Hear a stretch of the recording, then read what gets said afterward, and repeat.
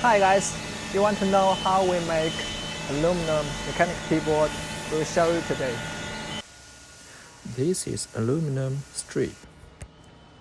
Then we cut the strip to the square break. The size is supposed to be similar like your keyboard shell. Our engineer will program the CNC machine according to the keyboard 3D drawings. We put the break into the machine and fix it in specific position. In a knife, we'll cut and engrave the break until it finished. Then we will get the shells like this. This is the sandblast machine. We polish and sandblast the shell. We will get a more shiny and smooth silver shell.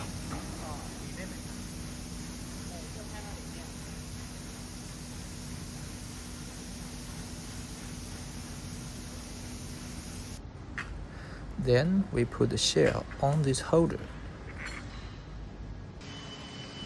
And we wash the shell. After that, we put all the shells into this oxidation pond. And finally, we get this. Then we wrap the shell and everything finished then.